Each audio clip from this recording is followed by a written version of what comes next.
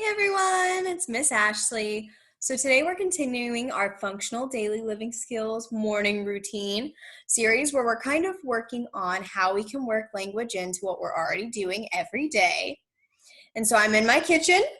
Everybody spends a little time in here every day, whether you're cooking, cleaning, the dreaded doing dishes, which is actually what we're going to be working on today, is doing some dishes. But before I do the video of me actually doing dishes, I want you guys to kind of think about what you might want to work on with your student. You can always look at their IEP goals, talk to their teacher, talk to their speech therapist, and find out a lot of great ways you can work on their goals. Their goals might be following directions, sequencing, might be categories, vocabulary, expressive language. Maybe they're working on requesting, maybe they're working on commenting, negation, telling you, no, I don't want that. There are a lot of different goals they might be working on, and they can easily be worked in to doing dishes. Negation, especially. They might tell you, no, I do not want to do that. And that's great. That's super great. They're telling you, no. They're sharing that with you, which is good, but a lot of kids having that time doing an activity, something new, they like it. They like doing dishes with you. And it's an excellent opportunity to target those. So first, we're going to talk a little bit about how you could work on vocabulary when you're doing dishes. So I have 2 cups. These are our cold drink cups. And then, of course, we have our coffee mugs. So maybe your kids aren't drinking coffee. Very true. You might have child cups versus adult cups. Totally fine. But guess what? This one and this one look different for different reasons. This one is black on the outside, and it has a handle, and it is almost a little bit squared in its shape at the top. And it is small compared to the other cup. Whereas this cup is completely round. It is a different color. It is a different size. You use it for a different temperature of liquid.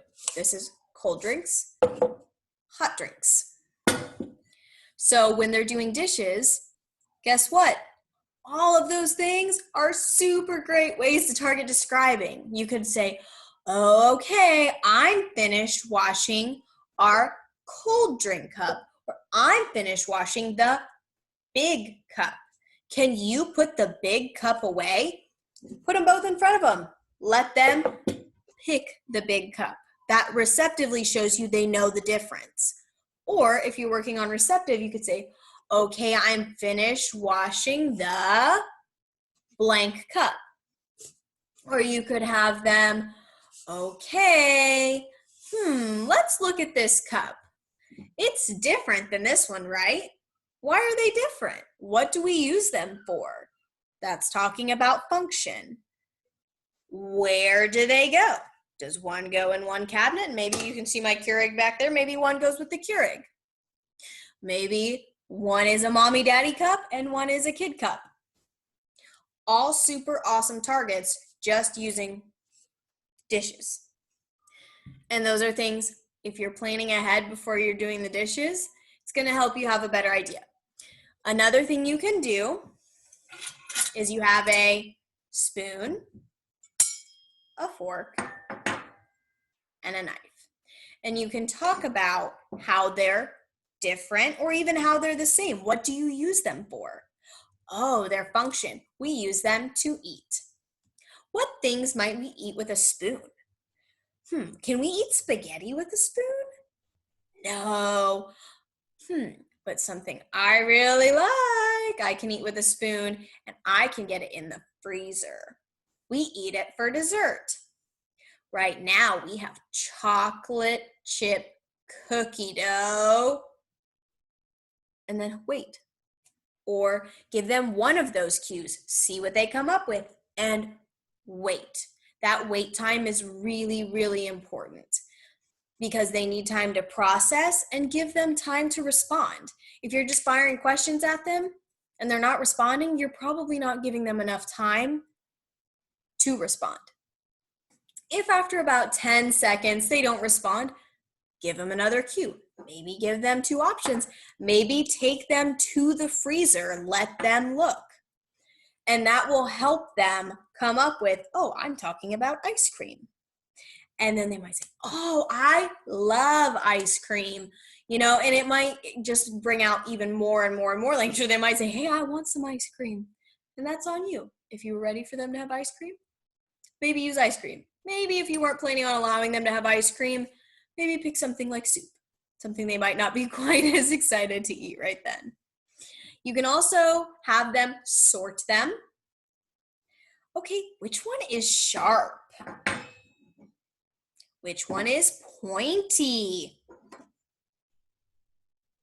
Which one is shiny?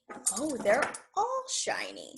Those are all great ways to go ahead and work that in, receptive, or you can work on expressive, having them express that to you. You can even write out on a piece of paper, it is blank, and maybe you put a few options below if they need it. Or if not, just them following that, or the blank is blank. Kind of something that helps them understand how they're going to build that sentence and what they can put in. And your speech therapist can probably provide you with some visuals that would be helpful for that.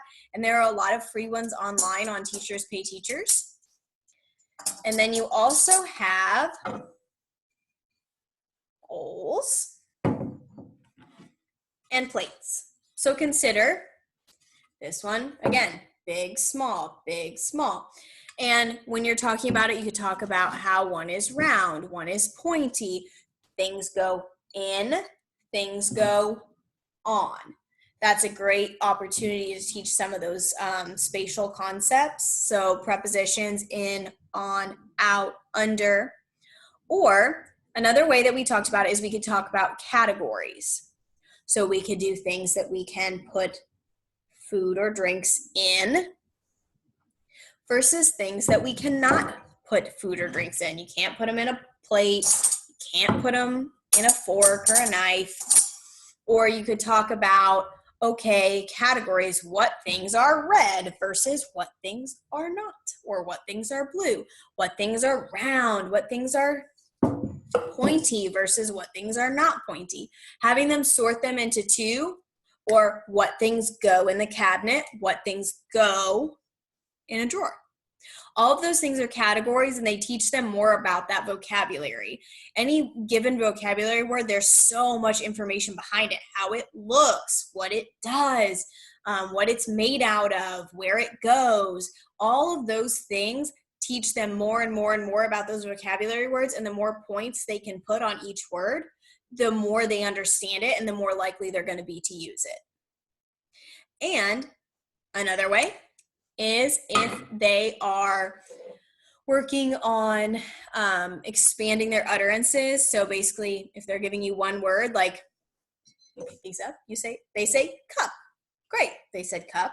So you say yes, blue cup, black cup, cold cup, hot cup. Anything, just expand it by one word. Or maybe they say tup. Oh, I see the cup. It's okay to revise what they're saying, even if like maybe they put the words out of order. They say like 1 cup blue. You could say, oh, you want the blue cup. You're still modeling it. You're just revising it to show them what it is that they should be saying. You don't have to always point it out. It's okay to just model that back because they're still listening. They're still getting it. Again, talked about following directions. So following directions, put the cup on the table.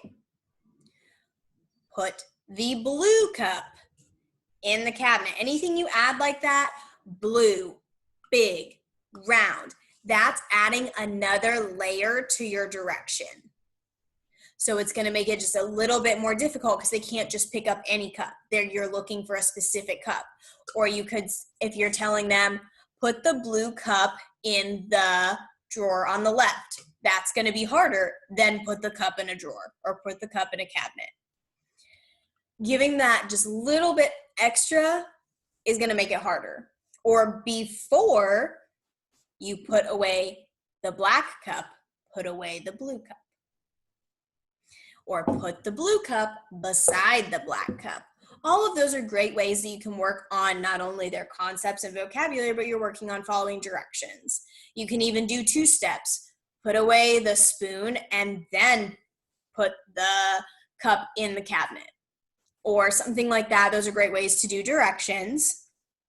That's something that as a parent, you give them directions all the time anyway, so just think about how you're presenting it. And make sure that if they're not responding, maybe take it down a level. We talked about how it's easier to say, put the cup in the cabinet. They can put any cup away versus put the blue cup in the tall cabinet. That's much harder. And then sequencing.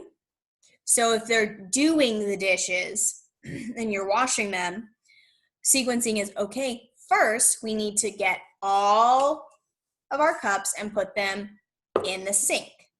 Then we need to get a sponge. Next, we turn on the water, the hot water. After we turn on the hot water, and then keep going through the steps. And maybe if you want them to help you, it's fun to you can take pictures, let them take pictures while you're doing each one, and then you can help create a visual, or you take pictures while they're doing it. Be like, okay, what do we do first? And then you can make them a visual of them actually doing the activity, which is great. Or even you doing it, them taking pictures of you, that's still fun for them. Or you can draw it out with them, draw those pictures with them. And maybe before you have them help you, you could always take those pictures, cut them out, and make squares, 4 squares, and have them put, okay, first we do this, then we do this. And it might be first you walking through it with them. Okay, first, then, next, last. Consider you don't want to put 20 steps on there. So think about the big picture things you're doing. Turn on the water, soap up the dish, rinse the dish off, dry it. 4 steps, done. You're not first this, then this, then this, then this, then this, and then you have 20 steps. 20 steps is too many. I would recommend starting maybe at 3 and moving up to maybe 6 is usually a pretty difficult sequence for most kids to remember. And just keep working on it. And maybe before you do it every time, you do it together. And maybe at the end of it, you walk back through it with them. And I understand you guys aren't just sitting at home all day, and you don't have time to do this with every single thing you do.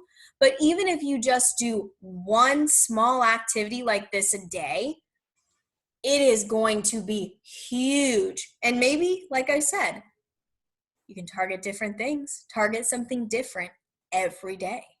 Maybe yesterday you did categories, so maybe today you do following directions. Maybe tomorrow you do sequencing. You have a lot of different options to work that in. So just think about what you want to work on, pick a target, stick with that target. And if you have more than one child, it is not going to hurt them to have the same exposure. Even if they're different age levels, you can adapt for their different age levels. Like I said, put the cup in the cabinet. They can put any cup away. Maybe you have an older student. Okay, I need you to put the coffee cup next to the Keurig. Change how you're doing it. Or maybe your older child is doing the dishes and they're talking about what they're doing, and the younger child maybe is drying them, or they're putting them away, or here's the cup. They're handing them the things that they need. Just think about the different ways that you can work it in. It can actually be a really fun activity that you can do together. It can be a routine that you do as a family. And if you need, for my students, I've sent you guys some stuff for these routines, but if you need anything else, please just reach out, let me know. You can always reach out to your speech therapist or your teacher, and they would be able to send you some visuals or give you some support to help you. But don't get overwhelmed. Do what you're already doing. Narrate. It's all about how you present it. So you can narrate, maybe work on following directions. Think about what directions you want to work on.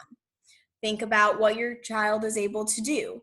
You don't have to do it all. You don't have to do it every day, all day. That's okay. It would be great if you could, but in life that doesn't always happen. So just giving them as much exposure as you can, even if you're just narrating it, what it is you're doing. I'm turning on the water. I'm turning on the hot water.